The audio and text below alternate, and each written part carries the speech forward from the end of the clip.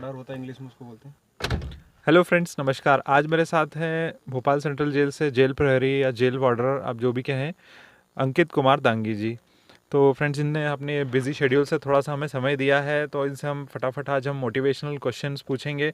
किस टाइप से इनने तैयारी करी थी और क्या क्या इनने अपने तैयारी में मुसीबत झेली थी, किस किस टाइप का इनका स्ट्रेटजी थी। तो फटाफट अंकित भाई आप बता दीजिए अपने बारे में ज़रा। नमस्कार दोस्तों, मैं अंकित दांगी सेंट्रल जेल भोपाल में प्रहरी पद पे पदस्थ हूँ यहाँ पे। और ऐसा है कि ट्रेनिंग मतलब पढ़ाई से रिलेटेड में तो थोड़ा सा ये है कि इजी चीज़ें आती हैं इस एग्ज़ाम के लिए। कोई डिफ़िकल्ट सिलेबस है नहीं इसका, बिल्कुल बेसिक रहता है, क्योंकि 10th लेवल का पूछा जाता है इसमें। कोई इसमें ऐसी परेशानी नहीं है कि आपको कोई डिफ़िकल्ट लगेगा कि पढ़ना है या नहीं पढ़ना है। बाकी अगर आपको किसी चीज़ के लिए गाइडेंस लेना है तो किसी कोचिंग से आप रेफ़र कर सकते हैं। और ऑनलाइन जो आजकल जो कोचिंग वोचिंग आती है उनके बारे में। ऑनलाइन कोचिंग में ऐसा है कि सिलेबस के हिसाब से आपको पढ़ाया तो जाता है, लेकिन आपका कि टाइम हो सकता है कि जब उनका ऑनलाइन क्लास हो आप टाइम निकाल ना पाएँ, या फिर आपको वीडियोस देखने पड़ें तो आप डाउट क्लियर नहीं कर पाते हो वहाँ पे। तो बहुत सारी चीज़ों में परेशानी आती है। तो मैं कुछ कुछ आपसे क्वेश्चन पूछूंगा, जी आप उनका जो मेरे को स्टूडेंट ने मेरे से पूछे हैं आप हम्म, वही डायरेक्टली आप बता देंगे जी तो बिल्कुल एकदम बिल्कुल। पॉइंट टू पॉइंट ही हो जाएगा। जी बिल्कुल। आप सबसे पहले अपनी ग्रेजुएशन स्ट्रीम बताइए, आपने कहाँ से ग्रेजुएशन किया जी था। मैं बेसिकली मेरी हायर एजुकेशन जो हुई इंदौर में हुई है। जो मैंने मैकेनिकल फील्ड से इंजीनियरिंग किया हुआ है। बी मैकेनिकल बी होगा। मैकेनिकल किया हुआ है। अच्छा, और एमबीए कुछ मतलब क्या एमई। नहीं, एक्चुअल में क्या है, मैं हायर एजुकेशन के लिए जाता, मैंने क्या है कि गेट क्वालिफाइड हूँ मैं, जिससे मैंने आईआईटीज़ वगैरह के इंटरव्यूज़ दिए हैं। लेकिन मेरा इस मोटो यही था कि मुझे गवर्नमेंट जॉब चाहिए, प्राइवेट सेक्टर में जाना नहीं था। मैंने कैंपस प्लेसमेंट भी उठाया, लेकिन वहाँ भी हम लोग गए नहीं। अच्छा, आपने बी करी है और आप बिल्कुल आप इस पद पे हैं, तो वास्तव में बड़ी थोड़ी हाँ, आप वो क्या कर बात सकते है हैं। कि सरकारी नौकरी के लिए दिख रहा है कि इतना डेडिकेशन है। मैंने खुद ने इतनी तैयारी करी है, मैं जानता हूँ कि किस लेवल पे आज हम लोग पहुंचे हैं। तो आपने कॉम्पिटिटिव की आपने कोचिंग वोचिंग करी होगी, आप उसका एक्सपीरियंस बताइए। हाँ, कोचिंग मैंने की है, क्योंकि हम लोग जिस स्ट्रीम से आते हैं उस स्ट्रीम में ये सब चीज़ें आती ही नहीं है। तो हम लोगों को लेना पड़ा, क्योंकि हमको रेफरेंस लेना ही पड़ेगा, हमें क्या पढ़ना है क्या नहीं पढ़ना, हमें उस चीज़ का आइडिया था ही नहीं। तो इसलिए हम लोगों ने कोचिंग का रेफरेंस लिया था। और कोचिंग में तो ऐसा है कि जेल प्रहरी का तो मैं तैयारी किया नहीं, एक्चुअल बात तो ये है। मेरी मोटो कुछ और था, इसलिए मैं उसकी तैयारी किया था। तो मैंने गाइडेंस लिया, तो कोचिंग में 6 to 8 आवर्स हमारा कोचिंग में जाता था, कोचिंग ड्यूरेशन में। उसके बाद ऐसा है कि उसके बाद हमको 8 से 10 घंटे देना पड़ता था, क्योंकि उस सब्जेक्ट का रिवीजन भी करके जाना है और अगले दिन का टॉपिक भी पढ़ के जाना है। परेशानी यही होता है व्यक्ति के साथ कि जो रिवीजन तो कर लेता है लेकिन नेक्स्ट टॉपिक पढ़ नहीं पाता, जिससे क्या होता है उसको रिकवर करने में उसको बहुत परेशानी आती है। तो उसको ज़्यादा टाइम देना पड़ता है हर चीज़ को पढ़ने के लिए। और सिलेबस क्या होता है, जो धीरे धीरे धीरे धीरे वास्ट होता जाता है, तो आदमी उस चीज़ को रिकवर बाद में और भी नहीं कर पाता है। इसलिए आप समय रहते रहते कोचिंग के साथ जो जो पढ़ते जा रहे हैं उसको उस दिन रिवीजन भी करें, और अगला टॉपिक आप पढ़ के जाएं कि आपको अगले कल क्या पढ़ाया जाएगा, ये आपको उससे आइडिया लगेगा। और कितने घंटे आप एक दिन में तैयारी करते थे, मतलब पढ़ाई कितने घंटे करी मतलब आपने। एक्चुअल में ऐसा है कि हम लोगों का ट्रेनिंग उसमें मतलब पढ़ाई के दौरान तो ऐसा था कि लगभग हम लोग 16 घंटे के आसपास निकालते थे। पढ़ाई रोज की। हाँ, रोज़ का, कोचिंग को छोड़ने के बाद। मतलब 16 घंटे कोचिंग निकाले। ड्यूरेशन में तो हम ज़्यादा निकाल नहीं पाते थे, क्योंकि रेस्ट भी लेना है, 6 से 8 घंटे कोचिंग भी करना है, तो उस समय इतना समय नहीं निकाल पाते थे। तो उस समय हम लोग समय कैसे निकालते थे, कोचिंग में ब्रेक होते थे हमारे 5-5 मिनट के, कि एक टीचर से दूसरा टीचर आएगा तो उसमें टाइम लगेगा। तो उस चीज़ में भी हम लोग क्या करते थे कि रेफरेंस के लिए हमारी कॉपियाँ लेके जाते थे, जो हम घर में बैठ के रिवीजन करते थे। उन चीज़ों को उस 5 मिनट 10 मिनट में अपना टॉपिक रिवाइज करते थे उसमें। तो उससे भी हमें बहुत मदद मिलती थी इस चीज़ को लेके। इतने घंटे तो तैयारी लगती है, मैंने भी इतने ही हाँ, घंटे करीब के आसपास करी थी रोज की। बिल्कुल बिल्कुल। और आपकी प्रिपरेशन की कुछ खास स्ट्रेटेजी रहती थी क्या, आपने किस टाइप से आप करते थे कि कौन सा सब्जेक्ट पहले फिर उसके बाद फिर। हाँ, एक्चुअल में क्या है कि हम जिस स्ट्रीम से बिलोंग करते थे वो हमारी फील्ड ये थी ही नहीं। तो हमें हर सब्जेक्ट को लेके चलना पड़ता था, क्योंकि अगर हम बीए किए होते, एमए किए होते, तो हम लोगों को ये सब्जेक्ट काम आते हैं, जीके वाले पोर्शन वाले। या अपन जैसे हायर एजुकेशन हमारी मैथमेटिक्स भी रहती, तो हम मैथमेटिक्स पढ़ के आए होते। बीएससी वगैरह किया होता तो हमारा साइंस साइंस अच्छा स्ट्रीम होता। हम लोगों ने मैकेनिकल इंजीनियरिंग से किया है, तो इंजीनियरिंग फील्ड में ये सब चीज़ होती ही नहीं। वहाँ टेक्निकल के लिए जाना हो तो अलग बात है। तो उसमें क्या होता था कि हमको फिर सभी चीज़ पढ़नी है, स्टैंडर्ड बुक रेफ़र करते थे उस चीज़ के लिए। सर लोगों का गाइडेंस समय समय पे लेना पड़ता था, क्योंकि हमें पता रहता नहीं था कि हमें क्या पढ़ना है क्या नहीं पढ़ना है। अगर हम वो गाइडेंस नहीं लेंगे तो हम कुछ भी पढ़ेंगे, तो कुछ भी पढ़ने से एग्ज़ाम नहीं निकलता। थोड़ा स्मार्ट वर्क करना पड़ता है एग्ज़ाम को प्रिपेयर करके और निकालने के लिए। सही है, स्मार्ट वर्क बहुत ज़रूरी है। बिल्कुल। कौन कौन सी आपने बुक्स से पढ़ा था, कुछ मैगजीन, न्यूज़पेपर? जैसे अब जेल प्रहरी के लिए तो मैं बताऊँ आपको कि सबसे बढ़िया तो यही है कि जो पुराने पेपर होते हैं हमारे, सबसे ज़्यादा बढ़िया आइडिया उन चीज़ों से हमें लगता है कि 2016 में कैसा पैटर्न रहा, 17 में कैसे पेपर हुआ है। उन चीज़ों को भी लगाओगे तो क्या है कि एक सब्जेक्ट के पेपर इतने हो जाते हैं आपके पास, तो आपको ये आइडिया लग जाता है कि ये टॉपिक से ज़्यादा पूछा जा रहा है। उसके बाद भी अगर आप जैसे जीके वगैरह के लिए पढ़ना है तो ल्यूसेंट बेस्ट है, ज़्यादा पढ़ना भी नहीं है। उसमें कुछ करंट अफेयर्स के क्वेश्चंस आते हैं तो आप किसी भी मैगजीन से पढ़ के उसको तैयार कर सकते हैं। और मैथ रीजनिंग वाली बात है तो बिल्कुल 10th स्टैंडर्ड का मैथ पूछता, ज़्यादा हायर पूछता नहीं है। कुछ क्वेश्चन आते हैं एडवांस मैथमेटिक्स के, तो उनके लिए तैयारी करते हैं तो कोचिंग वाले कुछ आइडिया दे ही देते हैं। और एमपी के लिए? एमपी के लिए जैसे महावीर हैं, पुणेकर की किताबें हैं, स्टैंडर्ड बुक हैं, उनमें क्या है कि मिस्टेक भी कम रहती हैं, जिसके थ्रू आप उनसे पढ़ सकते हैं। और आपको क्या स्टैटिक जीके पढ़ना है, इसमें कोई डिटेल में तो लिखना है नहीं, ऑब्जेक्टिव ही आता है उसमें, तो कोई परेशानी आपको होगी नहीं उस चीज़ से। सही है। और ये जो आपका सबसे टफ सब्जेक्ट है, मैथ्स और इंग्लिश, इनकी तैयारी कैसे करी? बच्चे मुझसे सबसे ज़्यादा यही हाँ पूछते हैं। हाँ, बिल्कुल बिल्कुल। क्या है कि हम लोग मतलब मैथ्स के लिए भी जैसे आर एस अग्रवाल की किताब थी मेरे पास, हम लोग उसको प्रेफर करते थे। लेकिन हम उसको पढ़ते कैसे थे कि जैसे हम लोगों को सर ने पढ़ाया पहले, उस टॉपिक को हम पढ़ के गए, उसी चीज़ का हमने रिवीजन किया। उसके बाद हम उसके जो पीछे वाला सेक्शन होता था, सबसे लास्ट वाला, उस सेक्शन को लगा देते कि हमसे कितने क्वेश्चन हो रहे हैं, कितने नहीं हो रहे हैं, और कौन सी एग्ज़ाम में कितने लेवल का पूछा जा रहा है। कि जेल प्रहरी का एग्ज़ाम है तो उसमें कितने लेवल का पूछा जाएगा, तो हमको इतना इतना तैयार करना है। हम ये नहीं कि हर क्वेश्चन को करना ही है, क्योंकि करने से क्या होता है कि बहुत सारे क्वेश्चन ऐसे हैं जो आपसे बनेंगे नहीं, जिससे क्या होगा कि आप समय भी बर्बाद करोगे और वो क्वेश्चन एग्जाम में आएगा भी नहीं। तो हमें फिर उन चीज़ों को उठाने के लिए क्या करते थे हम कि मैथ के क्वेश्चन देखते थे जो 20 आते थे हर पेपर में, कि वो किस लेवल का एग्जाम पूछ रहा है, सिंप्लीफिकेशन पूछ रहा है, नहीं पूछ रहा है, हायर मैथमेटिक्स पूछ रहा है, तो उसमें कौन कौन से लेवल के क्वेश्चन पूछ रहा है जिससे अपन कर पाएंगे या नहीं कर पाएंगे। उतना ही लेवल का पढ़ना है, ज़्यादा हायर लेवल का पढ़ना ही नहीं है। और इंग्लिश में भी हम देख रहे हैं कि क्या होता है कि इतना घबराता है इंग्लिश, कोई बड़ी भारी नहीं आती उसमें कि डिफ़िकल्ट आ रही है तो कवर होगी या नहीं होगी, नहीं, बहुत सिंपल इंग्लिश पूछता है, बहुत सिंपल सिंपल चीज़ें पूछता है। आपको अगर ज़्यादा परेशानी हो रही है तो अभी मार्केट में नई किताब चल रही शायद महावीर की, जिसमें पुराने सेट पेपर दिए हुए हैं इंग्लिश के सभी एग्ज़ाम्स के, चाहे वो फिर इंग्लिश में अपना वर्ग 1 वर्ग 2 हो, सहायक ग्रेड वगैरह के हों, जेल प्रहरी के हों, MPSI के हों, सारे पेपर दिए उसमें तो 4-5 हज़ार क्वेश्चन के आसपास हो जाते हैं। तो वो भी अगर आप समय मिलता है, अगर ज़्यादा नहीं रह पाता तो फिर आप उसको भी लगा सकते हैं अगर आपकी तैयारी है तो उससे भी आपको आइडिया लगेगा कि इंग्लिश के किस लेवल के क्वेश्चन पूछे जा रहे हैं हर एग्जाम्स में।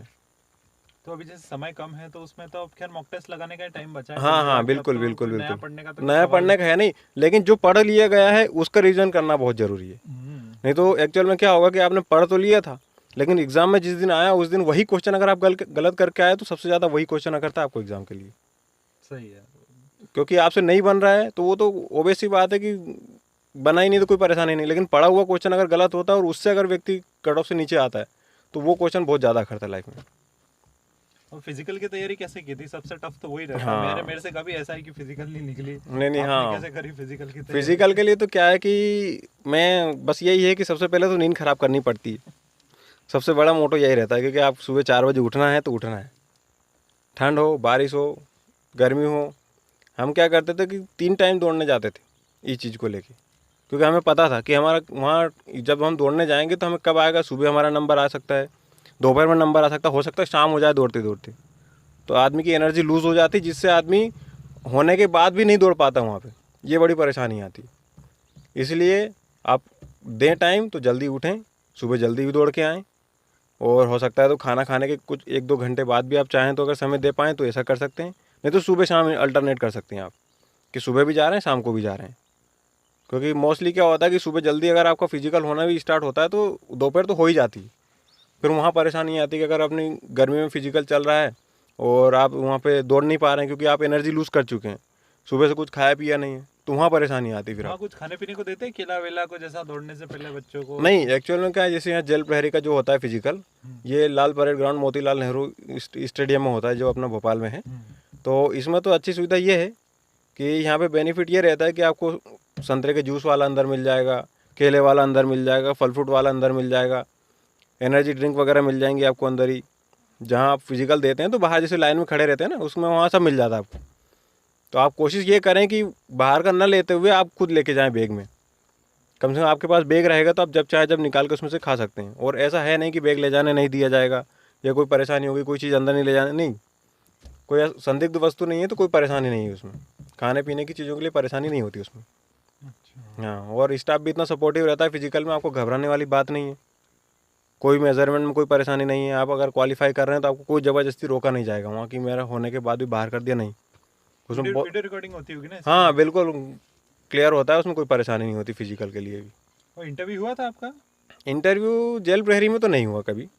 और जैसे जो रनिंग हो गया उसके बाद फाइनल, उसके बाद उस रनिंग के उसके बाद में ज्वाइनिंग में कितना समय लगता है? सबसे बड़ा सवाल भी ये रहता है। हाँ, समस्या ये है कि उस ड्यूरेशन में, जैसे अभी चुनाव चल रहे हैं, ऐसी कोई स्थिति नहीं होती तो 2 से 3 महीने में आपका क्लियर कर देते हैं वो लोग। ज्वाइनिंग आ जाती है? हाँ बिल्कुल बिल्कुल, 3 महीने में आ जाती, कोई दिक्कत नहीं है उसमें। क्योंकि हमने मार्च में फिजिकल दिया था लास्ट टाइम, और हम लोगों को शायद 24 जून को आ गया था हमारा रिजल्ट उसमें। मतलब मई और जून, मार्च के बाद अप्रैल, मई और जून। जून में तो हमको क्लियर कर दिया था उन्होंने। 28 जून को मेरा वो आ गया था अपॉइंटमेंट लेटर।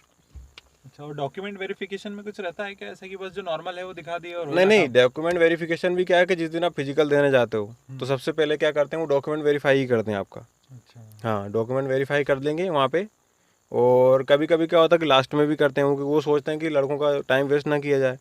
तो पहले वो मेजरमेंट कर लेते हैं, जैसे हाइट मेजरमेंट कर ली लड़कों की, चेस्ट मेजरमेंट कर लिया। उसके बाद आपको लाइन से लगा के और उन्होंने फिजिकल के दौड़ा दिया आपको 800 मीटर का रेस जो होता है, 2 चक्कर होते हैं उसमें, वो दौड़ा दिया। और उसके बाद आपसे गोला फेंक होता था इसमें सा। अगर नए नोटिफिकेशन के अनुसार और कुछ चेंज होगा तो फिर वो अपन देखेंगे उसके लिए भी, कि जैसे एसआई वगैरह में शायद 100 मीटर का शूट अलग होता है, 800 मीटर का रेस अलग होता है, ऐसी बहुत सारी चीज़ें होती है अलग अलग उसमें। इसमें तो सिर्फ रनिंग होती है ना? इसमें केवल 800 मीटर का रनिंग होता है, गोला फेंक होता है, और हाइट मेजरमेंट है और चेस्ट का, बस ये चारों चीज़ लड़कों के लिए रहती है। और मेडिकल चेकअप में कुछ खास रहता है कि जिला बोर्ड से करवा लें? हाँ नहीं, जिला बोर्ड से करवाओ आप, अपना जो जिला है वहाँ से आप बनवाएं, कोई परेशानी नहीं है। थोड़ा सा मेजरमेंट में आँख का परेशानी होता है, लेकिन उसका भी इतना कोई इशू नहीं रहता है। चश्मे वाले जा सकते हैं क्या जेल प्रहरी में, जिसको जैसे मेरा चश्मा है, एक हाँ नंबर का हाँ चश्मा? बिल्कुल बिल्कुल हो सकता है, उसमें कोई परेशानी नहीं है। इतना बर्डन नहीं देते हैं मेडिकल एडिकल में, क्योंकि आप क्या कि एग्ज़ाम क्वालिफाई करके आए हो, दूसरा फिर आप फिजिकल निकाल के आए हो, तो आप क्वालिफाइड ना है। और फिर क्या होता है कि मान लो वहाँ कोई ऑफिस वगैरह में जॉब वर्क करना है आपको, तो कंप्यूटर के सामने करना ही है, तो जो कर भी रहा है उसको भी चश्मा लग जाता है, उसमें कोई ऐसा इशू नहीं रहता चश्मा वश्मे वाला भी। और मेन जो है उसके बाद ट्रेनिंग में क्या हुआ था आपका? ट्रेनिंग कैसी हुई थी? ट्रेनिंग, हाँ ट्रेनिंग थोड़ा सा इसमें हार्ड रहता है। मतलब पढ़ाई से भी क्या, अपन जैसे अपन फिजिकल की तैयारी करते हैं उसमें थोड़ा सा ध्यान दे लोगे तो ट्रेनिंग टफ नहीं लगेगा। जैसे स्ट्रेचिंग कैसे करना है, रिलैक्सिंग एक्सरसाइज कैसे करना है, दौड़ना कैसे है। क्योंकि वहाँ पे क्या होता है कि रनिंग 10 किलोमीटर का होता है, वीक में एक बार 10 किलोमीटर होता है, और 5-6 किलोमीटर आपको रोज़ प्रैक्टिस के लिए दौड़ाया जाता है। थोड़ा सा इसमें ये ध्यान देना पड़ता है। तो उसमें फिजिकल में क्या है कि 22 वीक की ट्रेनिंग होती है। 11 वीक के बाद आपको 1 हफ्ते का रेस्ट दिया जाता है, जिसमें आपको छुट्टी दी जाती है। वो अगले 11 हफ्ते में फिर आपका अगला ब्रेक होता है। उसमें 10 किलोमीटर में कम से कम आपको 20 रनिंग दौड़ना है, 10-10 किलोमीटर का। तो आपका स्टेमिना भी बिल्डअप होना चाहिए उस चीज़ के लेके। तो अगर अभी से कंटिन्यू कर रहे हैं फिजिकल को लेके, तो आप ब्रेक ना करें उसको, और ब्रेक नहीं करेंगे तो बहुत बेनिफिट देगा जब आप ट्रेनिंग करने जाओगे उस चीज़ को लेके। कितने साल की हुई थी ट्रेनिंग? ट्रेनिंग 22 वीक का रहता है, लगभग 6 महीने का रहता है। उसमें ज़्यादा परेशानी नहीं है उसमें भी। बस जेल की जो काम वाम रहते हैं वो सिखाते होंगे, हाँ बस हाँ गोली हाँ वोली चलाना आम बिल्कुल सवाल बिल्कुल, सिखाते आम हैं। सिखा दें उसमें। और अपने को जेल से रिलेटेड कोई नियम वगैरह होते हैं उनसे रिलेटेड अवगत कराया जाता है, और फिजिकली स्ट्रांग बनाया जाता है। तो सबसे अच्छी बात तो ये है कि वहाँ पे आपको कि बिना हथियार के लड़ना सिखाया जाता है। अच्छा, ऐसा है? हाँ बिल्कुल, उसकी भी ट्रेनिंग दी जाती है हम लोगों को, 1 महीने के आसपास रहता है उसमें, कि अनआर्म्ड कॉम्बैट के नाम से होता है वो, यूएसी बोलते हैं उसको शॉर्ट में। उसकी ट्रेनिंग दी जाती है कि अगर आपके पास हथियार नहीं है, उस स्थिति में आपको कैसे किसी चीज़ को रिकवर करना है, या अपने को बचना है, या किसी को बचाना है, जो भी है वो भी सिखाया जाता है उसमें। एक सबसे बड़ा सवाल मेरा ये है कि जेल प्रहरी की पोस्ट एग्जीक्यूटिव लिखा हुआ था, कार्यपालिक है, हाँ उसका हाँ क्या हाँ वजह रहती है? जैसे मेरी एक कार्यपालिक है, हाँ। वो पता है सबको, पर आपकी जैसे कार्यपालिक रहती है उसकी क्या वजह रहती नहीं, है? यहाँ पे क्या है, कार्यपालिक के नाम पे भी ऐसा है कि प्रहरी लिखा है आपके पीछे, तो आप ये भूल जाएं कि आपको ऑफिस में जॉब करने को मिलेगा। हाँ, हो सकता है कि कहीं पोस्ट खाली हो, आपकी एजुकेशन क्वालिफिकेशन को देखते हुए वहाँ पे अगर वर्क चाहिए किसी को तो वहाँ आपको लिया जा सकता है ऑफिस में। लेकिन ये नहीं कि कार्यपालिक लिखा है तो आपको ऑफिस में ही जॉब दिया जाएगा। आपको ड्यूटी अंदर करनी पड़ेगी जेल के अंदर। आप ये ना सोचें कि यार हम कार्यपालिक थे तो हमें क्यों जेल के ऑफिस अंदर डाला जा रहा है, हमें क्यों ऑफिस में जॉब किया नहीं जा रहा था। ऐसा नहीं होता इसमें। तो कैदियों को लाना ले जाना ये सब ये बाहर की पुलिस करती है, इसके लिए हम लोग नहीं हैं।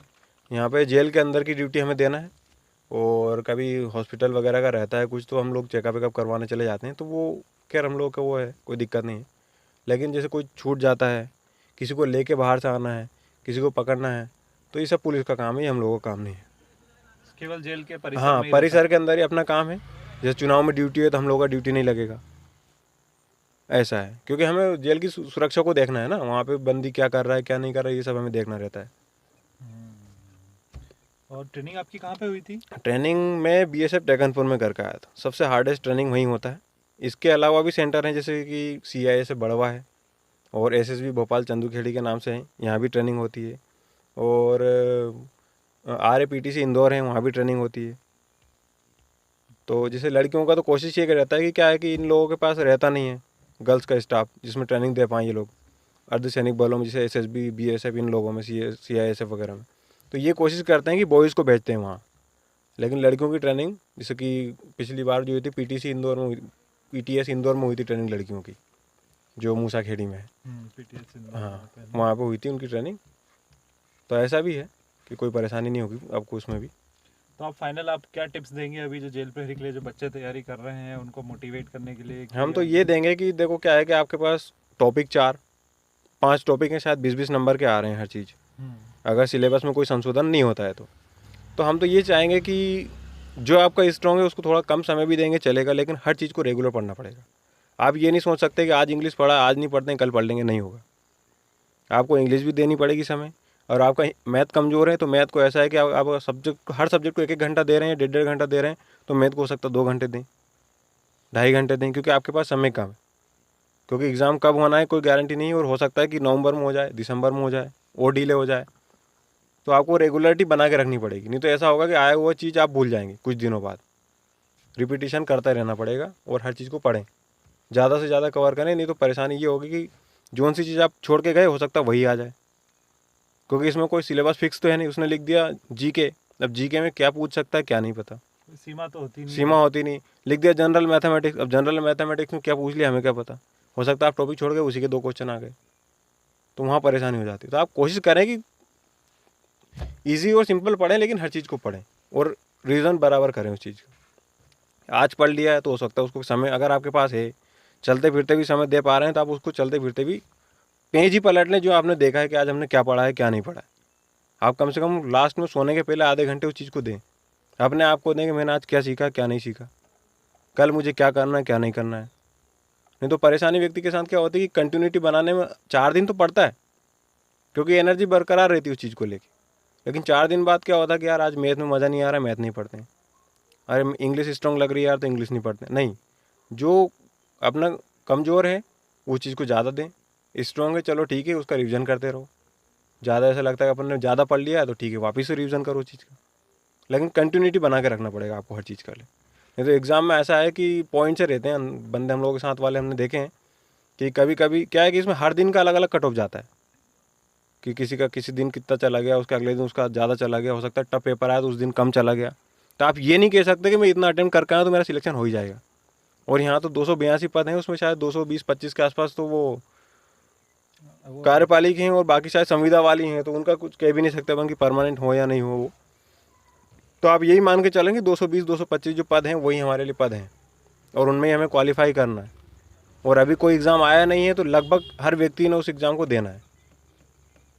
तो आप ये सोच के नहीं चलेंगे पिछली बार तो इतने पद थे तो इतनी कट ऑफ गया था, नहीं, हो सकता है उससे ज़्यादा भी चला जाए। तो आप ये नहीं सोच सकते कि मेरी इंग्लिश कमज़ोर है तो मैं इंग्लिश छोड़ दूँ बाकी पढ़ लूँ, नहीं, हो सकता है 80 से ज़्यादा कट ऑफ चला जाएगा, तुमने चारों में 20-20 लाए और इंग्लिश में फेल हो गए तो भी आप वहाँ बाहर हो सकते हैं। इसलिए आप किसी भी सब्जेक्ट को छोड़ नहीं सकते, इक्वल वेटेज देना पड़ेगा हर चीज़ को। कोशिश करें कि 20 में से 20 आए। जैसे आपका कोई साइंस स्ट्रीम वाला है तो साइंस में 20 में 20 आए, मैथमेटिक्स सिस्टम वाला है तो कोशिश करे कि अपना मैथ में 20 में से 20 लाए। कोई इंग्लिश से पढ़ा हुआ है तो वो इंग्लिश में 20 में से 20 लेके आए, क्योंकि यहाँ अगर आप ज़्यादा ले आएंगे हो सकता है कहीं आपकी कमी रह जाएगी तो उसको रिकवर कर देगा वो। कोई बीए आर्ट्स वाला है तो जीके वाले में ज़्यादा लिया है, क्योंकि हो सकता है उनका मैथ कमज़ोर हो, तो वहाँ अगर 1-2 ऊपर नीचे हुआ तो आपको ये चीज़ें वहाँ कवर करेंगे आप। जब फाइनल कट ऑफ बनेगा उसमें आपको ये बहुत देगा फ़ायदा इस चीज़ को लेके। तो अंकित भाई बहुत बहुत धन्यवाद, इतना अच्छा आपने इंटरव्यू दिया। और जेल प्रहरी के जितने भी बच्चे तैयारी कर रहे हैं हाँ इसकी, तो उनके लिए तो बहुत ही अच्छा, सोने पे सुहागा। आपने इतनी अच्छी टिप्स दी, क्योंकि कोई नहीं देता, मैंने देखा है सिलेक्शन जिनका हो जाता है ना, मतलब जितने अच्छे से मैंने अभी तक जितने इंटरव्यू लिए हैं उतने सबसे अच्छा इंटरव्यू तो इन्हीं का रहा है, बहुत डिटेल में बताया है इनने।